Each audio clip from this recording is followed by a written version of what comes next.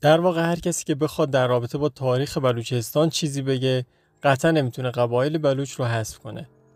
درسته که همه این قبایل برابر و برادر هستن، ولی خب بعضیاشون اشتراکات و اختلافات تاریخی داشتن و این اشتراکات و اختلافات هستن که تاریخ بلوچستان رو ساختن. امروز ما میخوایم در مورد قبیله رند، نحوه پیدایشون و همچنین بلوچ‌های امروزی که به نسب رند برمیگردن صحبت کنیم. سلطان پیروزشاه بلوچ در واقع از اجداد میر جلال خان و از نوادگان دختری امام رضا در مکران به حساب میاد که به گواه اسناد تاریخی اون در واقع حکمران مکران بوده و همچنین در اسناد تاریخی از اون با القابی مثل شاهپور، پادشاه سنیان و سلطان یاد شده که نشون دهنده حکمرانی اون حداقل در بخشی از مکران است.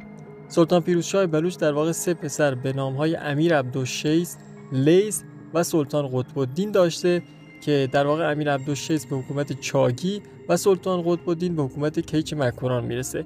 ما بقیه مکران و سایر نقاط بلوچستان هم توسط مغول‌ها فتح میشن و تا ظهور سردارانی در بلوچستان که بر علیه مغول‌ها قیام میکنن، در واقع مغول‌ها قدرت رو در این مناطق به دست داشتن. در واقع این قلعه در 5 کیلومتری شمال غربی چابهار در شهر تیز قرار داره که قدمتش برمیگرده به دوره اشکانیان و ساسانیان. مطابق با یک برگ سند تاریخی متعلق به تاریخ 1200 میلادی، نامگذاری فعلی این بنا متعلق به دوران زندگی فردی از بازماندگان خاندان‌های اشکانی در مکران هستش، موسوب به خاندان ایزدیار که بعدها در عهد اسلامی با نام خاندان طیفوری شناخته می‌شدند که امروز ما این فرد رو با نام شاهپور سلطان پیروزشاه بلوچ میشناسیم که پیشتر هم توضیحاتی رو در موردش عنوان کردیم که در واقع سلطان پیروزشاه از اجداد اصلی رندها به حساب میاد. هم رندها و هم لاشاری‌ها در واقع هر دو جفتشون به سلطان پیروزشاه برمیگردن. شاهپور سلطان پیروزشاه بلوچ در واقع فرزند شاه کافور و نوه شاه طیفور کبیره که در حدود اوایل قرن 623 میلادی زندگی میکرده.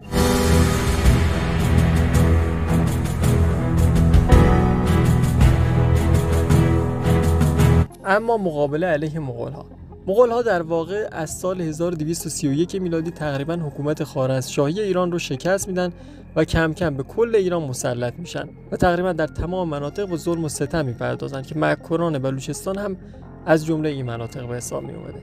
در عهد هجوم مغول‌ها بر مکران و خلع سلاطین طیفوری بلوچ از حکومت مکران، جمعی خاندان‌های سهیم در حکومت مکران که در واقع از اشراف‌زادگان بلوچ به حساب می اومدن و جمعاً تعدادشون به 44 قبیله می رسیده، به رهبری یک بانوی قدرتمند بلوچ از شاهزادگان خاندان طیفوری موسوم به گلچهرک عازم کرمان میشن و برای یک نسل در کرمان ماندگار میشن. همچنین اینطور عنوان شده که حاکم کرمان در اون موقع با اسکان این 44 قبیله موافقت میکنه. در واقع این 44 قبیله‌ای که به سمت کرمان میرن بیشتر شامل زن‌ها و بچه‌ها میشدن و کمتر مرد بالغی درشون دیده میشده، چرا که تقریبا تمامی مردهای بالغ و کسایی که توانایی جنگیدن داشتن یا توسط مغول‌ها کشته شدن و یا به هر حال به صورتی برای مقابله داخل مکران میمونن و همچنان به مبارزه ادامه میدن. اندکی بعد از اسکان این 44 قبیله در کرمان، حاکم کرمان از رهبر اونها که بانو گلچهرک بوده تعداد 40 دختر رو طلب میکنه تا اونها رو به سن ازدواج برسونه و با مردانی از اشراف کرمان به ازدواج وادار کنه تا نهایتاً به واسطه اونها بعداً نسلی رو پرورش بده و لشکری رو فراهم بکنه. چون بلوچ‌ها به غیر بلوچ دختر نمیدادن در اون زمان، بانو گلچهرک با اقوام خودش مشورت میکنه و اونها رو شب هنگام به سمت سیستان میفرسته.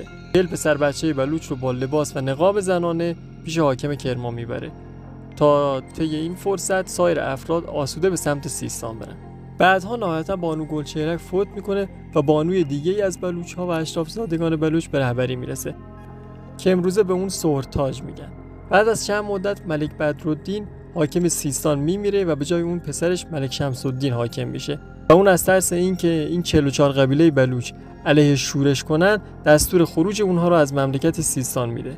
در این زمان 44 قبیله بلوچ که در گذشته از اشراف‌زادگان مکران به حساب می اومدن و همراه رهبر جدیدشون که جوانی از اشراف‌زادگان بلوچ بوده عازم بنپور در بلوچستان میشن، میر جلال الحق خان، که به اون به علت سکونت در بنپور لقب بنپوری رو هم میدن.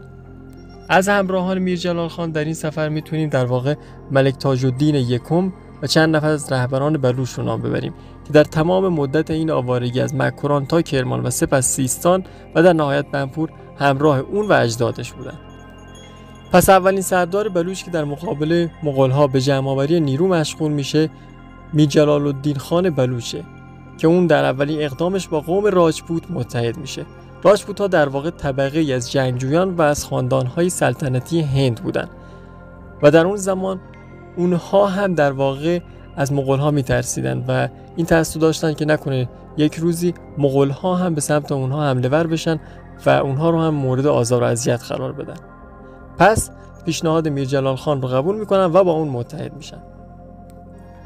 میرجلال خان در واقع با اتحاد بین بلوچ‌ها و راجپوت‌ها قصد داشته مغول‌ها رو بین دو جبهه آتش گرفتار کنه. این اتحاد در واقع با شرایط خاصی صورت میگیره، از جمله اینکه طی این اتحاد راجای جودپور دخترش رو که به بیبی عجبه جودپوری مشهوره به عقد میرجلال خان در میاره تا از این طریق هر دو طرف به اتحاد پایبند باشن. همچنین گفته میشه که شرط دیگه اونها جانشینی پسری به جای میرجلال خان بوده که از دختر راجپوت متولد شده باشه، یعنی کسی نهایتاً به جانشینی میرجلال خان برسه که نوه راجپوت ها باشه.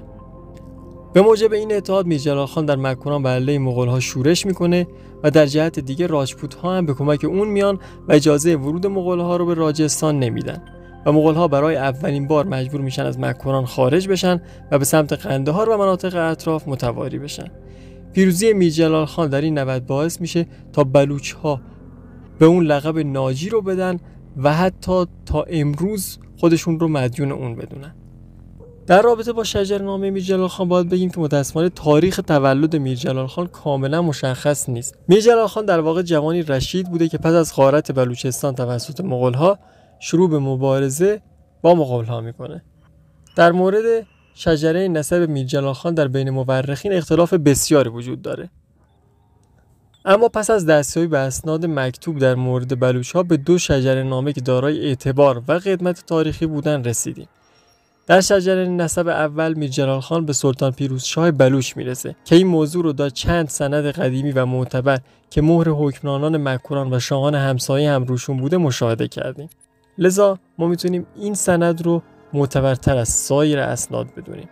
در ذکر اوداد میرجلال خان به اندازه نسب ایشون بحث شده و برخی از مورخین برای ایشون 5 فرزند، برخی دیگه هم 6 فرزند و برخی هم 4 فرزند عنوان کردن.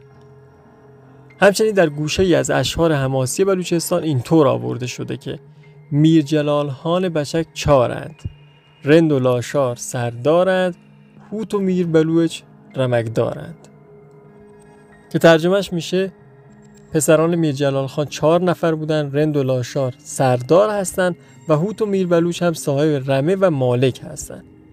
علاوه بر این 4 نفر میرجلال خان دختری به نام مسمات زیتون بیگم هم داشته که به اون لقب جتو بیبی هم میدن که همسر حاجی میر شاه مراد خان پسر میر عالی بوده و جد ایل جتویی هم به حساب میاد. همچنین گفته میشه میرجلال خان پسری به نام میر عالی داشته که جد قبیله بولیده‌ای به حساب میاد.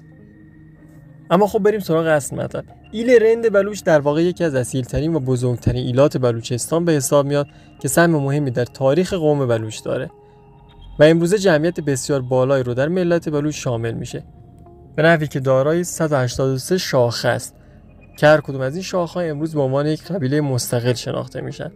نامگذاری این قوم بیشتر به قرن 14 میلادی برمیگرده، چرا که جد بزرگشون یعنی میر رند خان بلوچ که فرزند امیر جلال خان ناجی هستش بین قرن 13 تا 14 میلادی در مکران زندگی میکرده. در مورد زادگاه و محل سکونت رندان اشاراتی در مکتوبات گذشته شده و مهمترین اشاره به سکونت اونها از زمان امیر جلال خان در مکرانه که بیشتر اسناد و مکتوبات این گفته رو تایید کردن. ایشون در بنپور ساکن بودن که بعداً به کیچ رفتن و به حکومت رسیدن در اونجا. همونجا هم نهایتاً وفات میکنن. و اما جانشینی میرجلال خان مطابق با رسوم قومی بعد از پدر باید پسر بزرگ یعنی میر رند خان جانشین میرجلال خان میشد.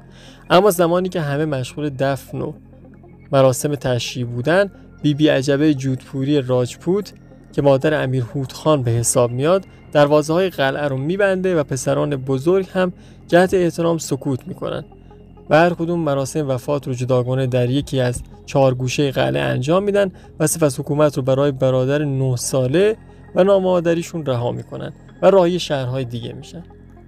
اینطور به نظر میسه که امیر رندخان به پهره یا ایران شهر امروزی میاد و امیر لاشار هم به منطقه میره که امروزه به اسم خودش نامگذاری شده. اما سکونت اولاد رند در پهره به مدت 4 نسل طول میکشه تا اینکه زمام عموم و سرداری به امیر شیحک خان رند میرسه. امیر شیحک خان بلوچ ها رو متحد میکنه و همراه پهلوان سخی نودبندگ لاشاری به طرف مکران حرکت میکنه. مطابق برخی گزارش ها دولت صفوی اون رو اول تو فکر تشکیل دولت به سمت غرب میدیده، اما ناگهان اتفاقاتی میفته که منجر به این میشه که میر شیحک خان تغییر مسیر میده و به سمت سوراب میره. دلیل این حرکت هم کشته شدن امیر عمرخان میروانی بلوچ حکمران سوراب به دست قبیله جدگال بوده که امیر شیحک خان رند با تیزبینی از این فرصت استفاده میکنه و قلمرو کلات، سوراب و نقار رو به تصرف خودش در میاره و به عنوان خان کلات از سال 1485 میلادی حکومتش رو آغاز میکنه. اما متاسفانه پس از مدت کوتاهی از دنیا میره. بعد از میر شیحک خان امیر چاکرخان رند به جای اون زمام امور رو به دست میگیره و در طرف دیگه هم پهلوان سخی نودبندگ لاشاری فوت میکنه و پسرش میر گهرام خان لاشاری جانشین پدرش میشه. اما طولی نمیگذره که پس از مدتی با وقوع اختلافات بین امیر چاکرخان رند و میر گهرام خان لاشاری جنگ 30 ساله بین این دو گروه اتفاق میفته که 64 قبیله بلوچ در جبهه رند و 39 قبیله بلوچ در جبهه لاشاری ها با هم وارد نبرد میشن. با پایان جنگ‌های 30 ساله یکی از سرداران ارتش شیرشاه به نام ژنرال هیبت خان نیازی مأمور فتح ملتان میشه و امیر میران شاه رند پسر میر شاکرخان با لشکری که تعدادشون کمتر بوده با این ژنرال مقابله میکنه، اما در جنگ کشته میشه. از شنیدن این خبر امیر شاکرخان رند بسیار خشمگین میشه و با اتحاد با لاشاری ها به سمت هند حرکت میکنه و دهلی رو فتح میکنه. بعد از این فتح اولاد میر شاکرخان رند در دهلی و پنجاب دارای حکومت‌های میشن و در مناطق فتح شده مستقر میشن که نهایتاً ما در ادامه این موضوع رو بیشتر توضیح میدیم. در سند بیشتر قبایل هوت و رند مستقر میشن. در پنجاب دوایی ها دارای حکومت مهمی میشن. حکومت فرخنگر، خوشاب، خرمپور و بهادرگرم در دهلی در واقع متعلق به اولاد میر الله دادخان رند هستش که به قبیله چاکرانی رند معروفن. حکومت مناطق فتحپور، نوزنگپور و شاهپور هم به اولاد امیر شهداد خان دوم رند میرسه. حکومت مولتان هم به اولاد امیر شیحک خان دوم رند و امیر میران شاه رند میرسه. پس به این ترتیب بعد از فتح هندوستان اولاد میر چاکر هر کدوم تو یه منطقه ساکت میشن و در یک منطقه قدرت رو به دست میگیرن.